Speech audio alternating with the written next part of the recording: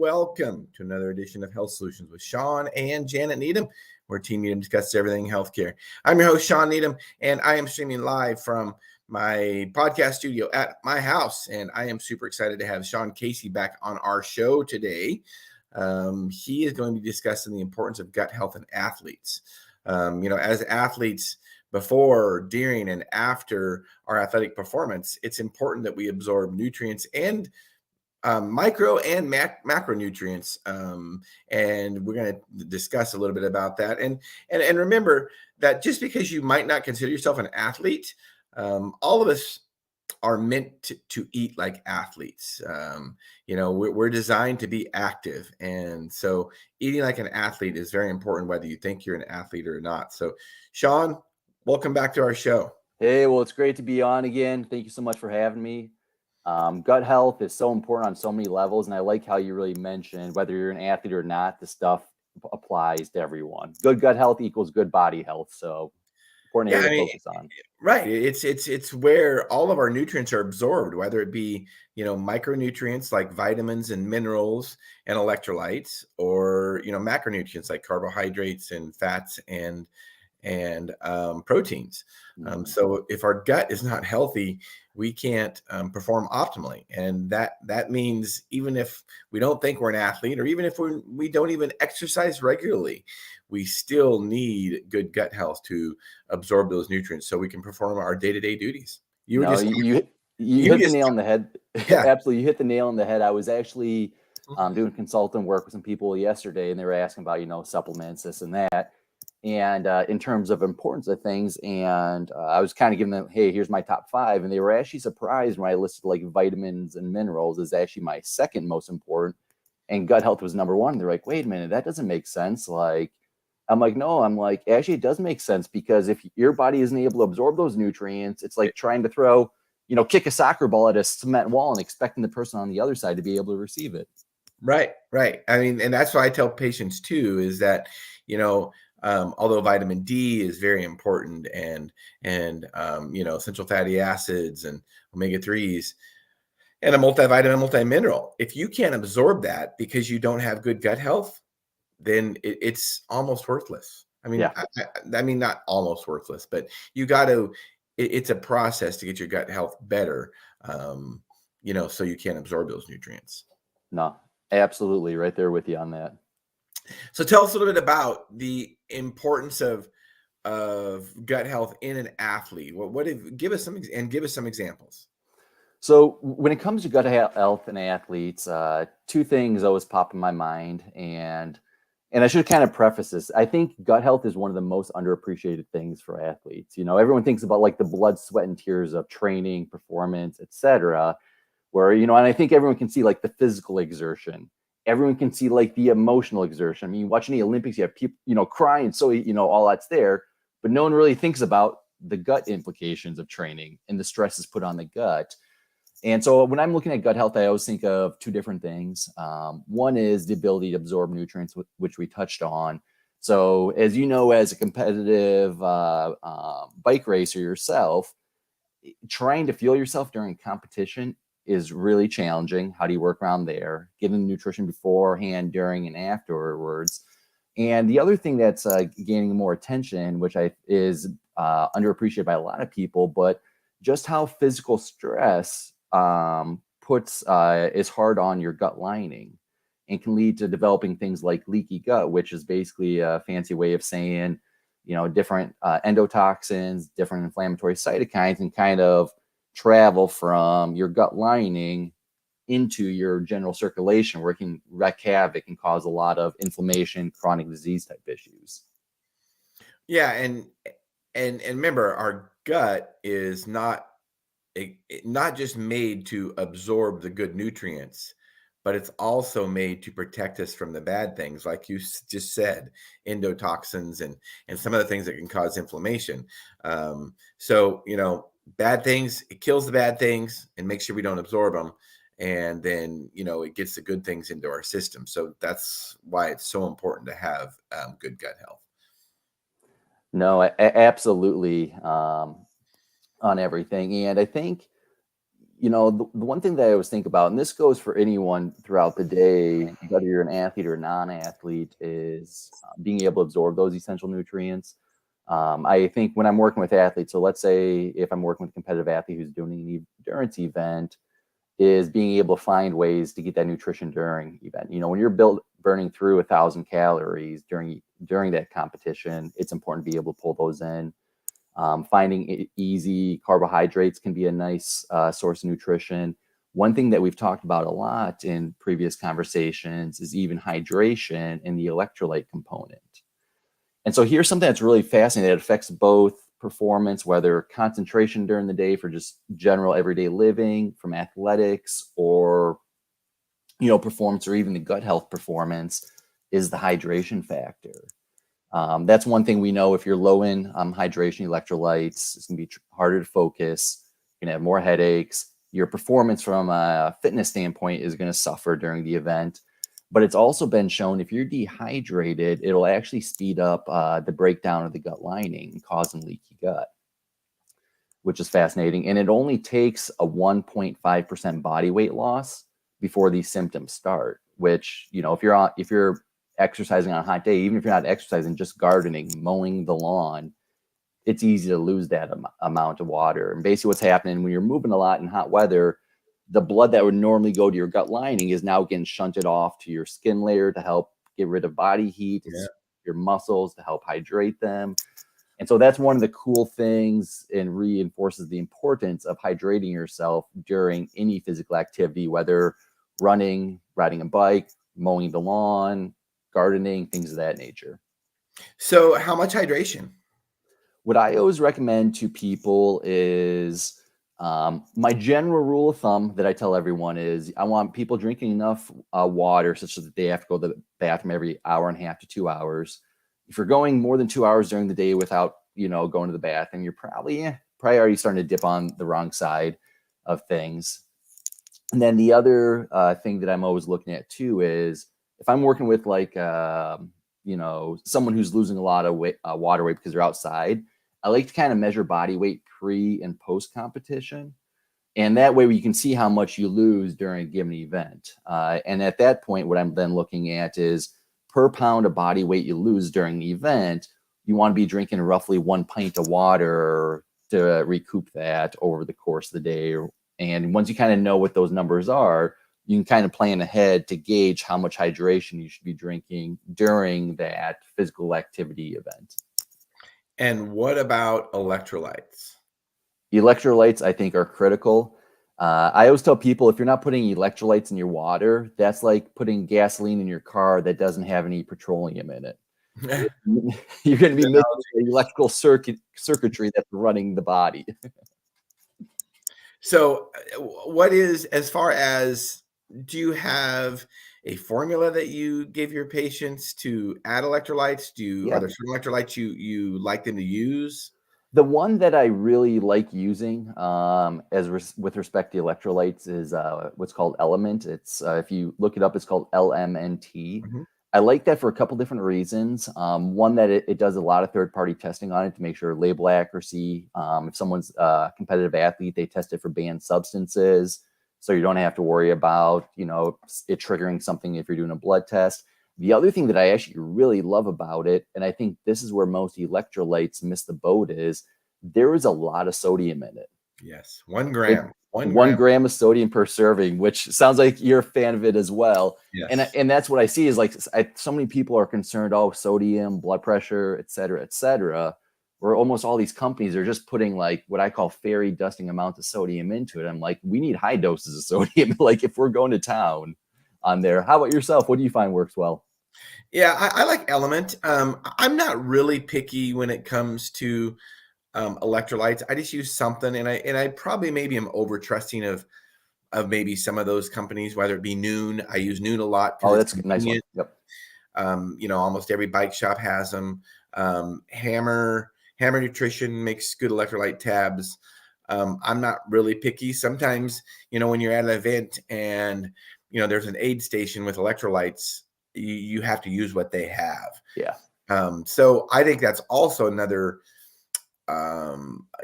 another reason to try multiple things and see what your body reacts to. Because some people, athletes, they can't tolerate certain brands of electrolytes and it'll give them diarrhea. And so you have to know that, because you don't want that to happen in the middle of an event. I've got a pretty good tolerance to any kind of electrolyte. And so I myself usually have Noon and Element hanging around, but that's not always available in the middle of an event. No, and I really like how you mentioned it, because that is really true. You got to work with what's there. And I should disclose for anyone listening, I don't have any financial affiliations with Element. So when I'm recommending things, it's just because of what works or what in experience. But you hit it on something nice, is everyone's going to tolerate things differently. One of the things I recommend to every athlete who I'm working with, and again, when I say athlete, that's just fitness oriented individual or somebody who likes to be active outside, is if you're having a competition, try a variety of things in the practices and the training sessions leading up to it. Because one of the things I see happen really often is all of a sudden they're on like race day, they try something they've never really done before. And all of a sudden, like you said, they have that diarrhea reaction. Maybe they all of a sudden they get really dry mouth, which is already exacerbating something that's going to, happen when you have those endurance events if you're not hydrating. So I really like how you brought that in. I'm 100% right there with you on it. Yeah, don't try new things on race day. So, I think it's important too, when you're speaking of hydration electrolytes, to let people know that you can overhydrate if you don't, and cause problems if you don't use electrolytes. It's in Ironman triathlons, it is more common for people to overhydrate. So they drink water at every aid station just because it's there. They might not even be thirsty, but they just do it because they know they're going to be depleted throughout the rest of the day. And next thing you know, they deplete their electrolytes, and they can start having cardiac problems. So that's why electrolytes are so important.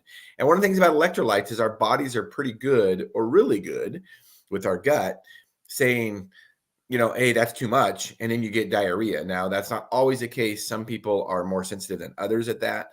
But it's pretty hard to get too much electrolytes through your gut, because you would have definitely gastrointestinal problems because you couldn't absorb enough. No, it's a nice little protective barrier on there too. And the other thing that kind of just popped my mind too, I think is worth touching on, is working as a dietitian, especially on the sports side, or people who are really into living the healthy lifestyle. When it's hot weather, I actually find one of the things that happens almost all the time is these individuals who are eating really clean diets, all of a sudden their performance goes down, they get headaches, things of that nature. And I often have to remind them, like, hey, if maybe you're not eating, drinking a lot of electrolytes, whatever, but I'm like, just add a little bit of salt to your food. Yeah. Because if you're eating a really clean diet, there's not much salt naturally in, a head of broccoli with eggs and with, whatever the whole food source is. So that's one of the things I always remind people is like, A, it's probably going to help the taste of your food, which is nice. Yeah. And B, it's going to help replenish some of those electrolytes that you're losing at a higher rate now that it's warm outside. Yeah, liberally salt your food, before events and even after events to help recover, for sure. And maybe just all the time. I mean, salt is such a bad rap, but you and I know that it's not salt that causes problems. No, well, that's the thing, because I always think of, the 80-20 rule, right? What's actually going to have the biggest bang for its buck on health and wellness and all these different things? And even within that 80-20 rule, that 20 probably has another 80-20 built within it. So what is the most, efficacious? And I remember when I originally was looking at, okay, if you have these individuals, assuming that they don't have some sort of genetic abnormality, they pull all the salt out their diet, like the actual change in blood pressure, again, assuming they don't have genetics, there, but for the average person, it's pretty minuscule in terms of how much it actually affects blood pressure in that regards. I actually find there's a lot more bigger hammers that have far greater effect on blood pressure change than pulling every last bit of salt out of your diet. And like we were saying earlier, that's actually a very critical nutrient for health and wellness. Yeah. So what would you say is more important if somebody has hypertension? What nutrients should they be pulling out or worried about? Yeah. You know, what I'm actually putting more emphasis on, I think we live in a society, and I think this is one of the things that's hard with a lot of dietary plans. Everything is based on taking out, don't eat this, don't eat that, you know, those things. My whole approach is, hey, think about your fist as a serving of fruits or vegetables. Let's try to get at least 6 servings of those a day. Wait, what? I can eat more food and I don't have to pull anything out? Yeah, just focus on that for the first few weeks. Let's see how things go. And all of a sudden you're getting more of those micronutrients that, you know, the potassiums, all these other ones that, you know, influence health and wellness. All of a sudden you have less inflammation. If you have less inflammation in the body, everything works better. So I actually find in terms of hammers, that is really important. Let's do, you know, some basic stress management stuff. So I focus more on adding things in, which if we're adding, you know, say 6 servings of fruits or vegetables a day, the size of your fist at a baseline, or even 8 to 10, which is even better, you're so filled up on with all the fiber, the likelihood that you're eating foods that are super high salt to start with, super satiety, super processed, naturally goes down. So that's usually the approach that I take when I'm working with someone. Again, if somebody, hey, we do take some salt out, we find it greatly depletes your blood pressure, we can always adjust, but I usually put my focus on adding things in first, seeing how someone responds, and then taking things out based off, you know, how they progress. That's a great idea. Instead of limiting somebody with something, add good things, and then there's just no room for bad things. Yep. It's always like that cup that you're pouring more things into. Like, hey, if I have a cup of soda and I'm continuously pouring something into it, at first, you know, it's going to mix. Then it's going to be diluted in favor of whatever the healthy thing is. And if I'm continuously pouring things into it, within a few minutes, within, you know, 10 seconds, there's not going to be any soda in the cup to start with because you're adding so much into it. That's a great analogy. So as far as athletes and gut health and during events, longer events, let's talk whether it's a long swim meet or, you know, there's a wrestling match where a wrestling meet where you're going to wrestle multiple times during the day. What would you suggest, or an endurance event like a triathlon or a bike race? What would you suggest for fueling when it comes to, you know, pre, during, and post events? Yep. Great question. So what I think is critical is that pre portion of the competition. And so when I say pre, let's say if you're doing a triathlon on a Saturday, I know, you know, they just had I live in Wisconsin, so they just had the Wisconsin Triathlon in Madison over the weekend. So I was really, you know, dialed in with there. But what I'm always telling people that I work with is we got to make sure that we're eating really well. Let's say you have that Saturday event. We're eating extremely well that Wednesday, Thursday, Friday, like that build-up period to it. Yeah. For yourself, as I'm sure you can relate to this, is if you're trying to fuel if you're behind the 8 ball when that gun goes off for your competition, it's impossible to try to catch up during the event. Or I'm working with swimmers who are, say they're having 5 races during a day, or a wrestling meet where you have multiple things. If you're already undernourished going into it, you know, good luck trying to catch up. So that's what I want to emphasize first is we got to make sure that we're eating, you know, healthy, enough carbohydrates, enough dietary fats, etc. in that buildup period. Then what I'm usually looking for during the event is one, adding, you know, electrolytes into whatever you're drinking. Sometimes I find it easier to get electrolytes via a water solution as opposed to the food base, just because how it settles. And then carbohydrates, especially if you're on more of a higher intensity thing, that's going to be a primary source of energy. There's some athletes who do a little bit more of like a ketogenic approach, which is definitely an option. I usually find carbohydrates will work best, especially in the more high intensity events. On there, some people do really well just having almost like a low fiber. It can even be like a white bread, like low fiber. I'm not really looking for much fiber or anything, but there, and just putting jelly on it. So they're getting that type of a substance. Again, I always tell people you got to realize eating for performance during a competition is very different than eating for just general health during the day. I would never recommend to someone, hey, take plain white bread, put a lot of jelly on it and eat it, or hey, take a ball of rice, put jelly on it. But for competitions, you just need that source of there. And that makes it a bit easier to kind of monitor carbohydrate during it. So those are things. Also, too, some people do really well with like the squeeze carbohydrate gel solutions during event. And so those are kind of my pre and post, which for during competition are critical. And then after a race, I am just focused on make sure we're getting enough protein to support muscle recovery. Again, the carbohydrates, the fat, trying to get that in as close as possible to a competition. So that's kind of a rough layout of how I usually structure things. What have you found in even just your own competition works well for you personally? Well, basically, a lot of what you're saying. So first of all, make sure you're well hydrated before the event, well hydrated and well fueled. But you kind of mentioned something about solid food. I try to make sure I don't really have any solid food at least a couple hours before the event starts. And I'm talking about events that are, 4.5, 5 hours plus. I think and maybe let's just say 2.5 hours plus, because like you say, it's intensity and it's also duration. So, if we fuel our bodies right, even at intense exercise, we have an hour and a half of glycogen in our stores, which is enough. If you burn 1,000 calories an hour, you have enough glycogen for about an hour and a half. So if your race is 1.5 to 2 hours, you're not going to have to need a lot of fuel. Fuel beforehand, maybe hit some carbohydrate gel right before the race.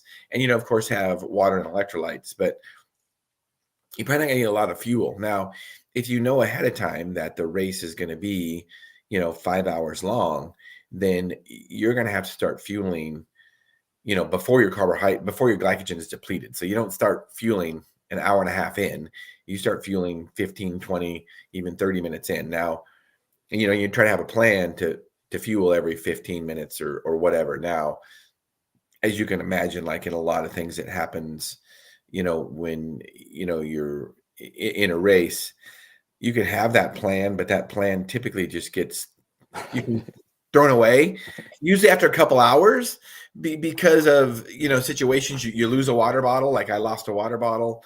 So then I was going to have to plan to stop at an aid station to get water, or there was, timing was bad because you couldn't eat where you were at. And then you missed a couple 15-minute, shots of carbohydrate or whatever. And then just, so you fuel completely around it or during the event, before and during the event. And I'm a big believer in carbohydrates. I know there's people that do ketogenic with these longer endurance events. And you kind of already mentioned about that, the food that we eat during these performances it's junk food. Yeah. I mean, I eat Swedish fish and drink, carbohydrate, basically pure sugared water with electrolytes in it. It's junk food. It's something I wouldn't eat outside the event, but you're doing whatever you can to get through the event. And what I find kind of, I don't know, these keto people that want to, do it keto. I think it's, first of all, very difficult at intenser, when you're getting into, lactic acid threshold and VO2 max. I think it's very difficult to be keto and perform as well. And here's my question about that. If keto works so well, and believe me, I've got everybody under the sun telling me that I need to go keto. And some people that have never even done a long event before. Mm-hmm. But here's what I would say. It's like, what are the top athletes doing? And as you know, the top athletes in triathlons and, longer bike rides, they are fueling with carbohydrates, period. Yeah. So, I think that's probably the model we should follow. And what really kind of astounds me with the keto people is they kind of go keto because they want to be healthier. And then they tell me what they eat during these events. And it's like, they're eating this fake keto food. Yeah. I mean, these keto bars or whatever. And it's like, why don't just eat carbs? It's both junk food. I mean, seriously, you know what I'm saying? Yeah. I mean, so, and then afterwards, I do try to eat some solid, or the Swedish fish would be solid food, but I do try to eat some kind of RX bar or Cliff bar that has some protein, just one or two of them max during the event. Just because solid food is not only harder to digest, but especially it's also, as you get dehydrated, it's harder to just chew solid food. So I'm very careful about not using a lot of solid food. And even afterwards, there's times where for 2 hours afterwards, I really don't feel like solid food. So, I have some kind of recovery drink that has a protein / carbohydrate mixture in it. And that's how I recover. And it's important for people to understand that, you don't worry about, the junk you're eating during the event. Do what you can to get through the event. Mm-hmm. No, and you touched on a few good things, and kind of piggyback and bouncing off there is the carbohydrates, as it mentioned earlier, if you're going more intense, like that's what your body's going to be burning for energy.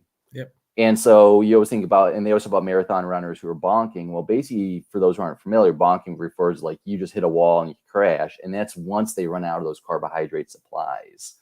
And so I really like mentioned there the food aspect. And the one reason why I actually do a little bit more with food as opposed to, I shouldn't say as opposed to, but in terms of getting carbohydrates is, let's say if you're doing something in a really cold environment, like much colder than what you're expecting, so maybe you're not hydrating at the same rate. Yeah. That's where, if you have that food, like I said, I love jelly on whatever, because like I said, I like there is important. The other thing that kind of popped in my mind is, I think something that's going to be bigger. There hasn't been a whole lot of published research on this yet, but the idea of even like using ketone salts, I think during competition is going to be neat afterwards. And then to reinforce the hydration afterwards, I find smoothies work really good post workout, just for the reason that you mentioned. If you don't have an appetite, one, you're able to get your carbohydrates, protein in it, and equally important, if I'm drinking a smoothie, I'm automatically helping that rehydration process. Yeah, and that's one of the things is those things are developed to make it easy to tolerate them and get your calories and your macros in. Maybe not so much fat, but and I mean, there's sometimes, when you're so depleted and so wiped out, you don't feel like eating or drinking anything, but you have to. So that's why it's important to use some of those sources of fake food, which are recovery drinks, which are powders and carbohydrates and proteins in there. I prefer Scratch Recovery.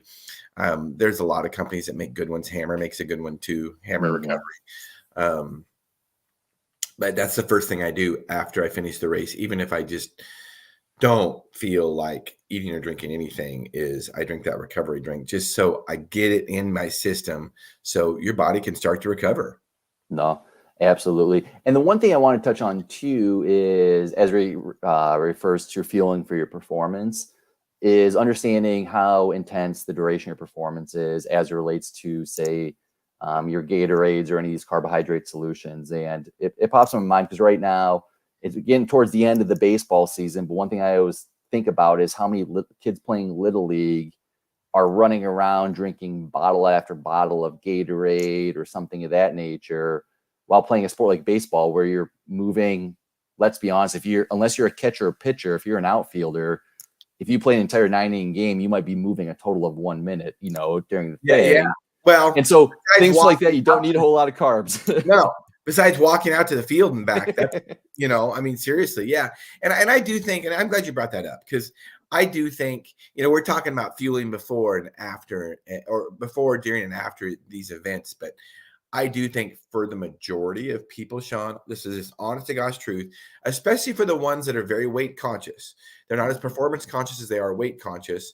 And I would argue to say that's most Americans that work out. They work out because they are weight conscious. They want to work out to look good and feel good, not to perform. And if that's the case, for most people that exercise, they don't need extra fuel before, during, or after. Yeah. And I'll even say it with this. I'll even say it with CrossFitters. Now, maybe at the top level, CrossFitters, they might need some extra fuel, but think about it. Their longest events is 45 minutes. Yeah. They're not going to burn through their glycogen stores. So, make sure you're well hydrated always, and just eat clean throughout the week. But, I see these people that, I do a pre-workout and then I do I eat something during the workout and then after the workout. And they're obviously not as lean as they should be. Mm-hmm. They're eating probably 300 to 500 calories pre, during, and post-workout, just of those recovery drinks and stuff, or pre-workout drinks. And you know what? During their workout, they might burn 500 calories in an hour. Yeah. So they just don't need extra calories. No, it's kind of like the whole idea of, how do I say this? Feeling for your performance while keeping in perspective a big picture. And just an analogy just kind of came to me on the fly is if let's say I'm a computer programmer, I need to have a pretty in-depth understanding, workable knowledge, invest a lot of time into computer skills or whatever. Me as an everyday Joe, I do not need to put in 100 hours of prep work to turn on my computer, jump on whatever I'm jumping on and doing it.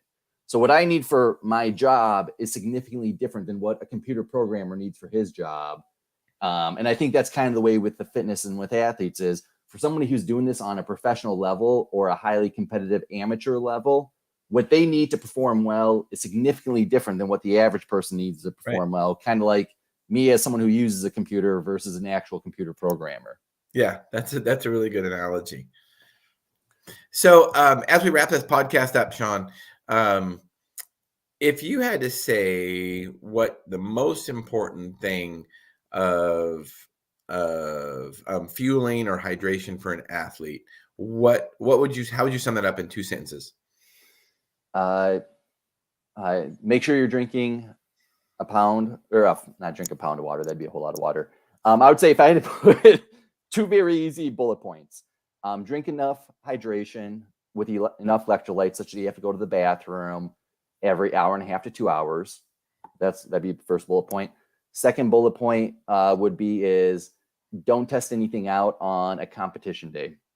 Test it leading up to that competition. Those are both really, really good bullet points. So if anybody has any questions, Shawn, as we wrap this podcast up, what's the best way to get a hold of you? Best way to get a hold of me, people can always go to caseperformance.com. I work with everyone from people who are just looking to be healthier in life, competitive athletes, busy executives.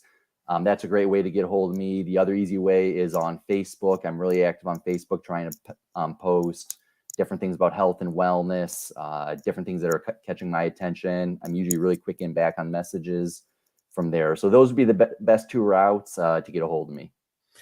Awesome. So as always, it's a pleasure to have you on, Shawn. We'll definitely have you on again to talk about another subject that we can learn a lot from you.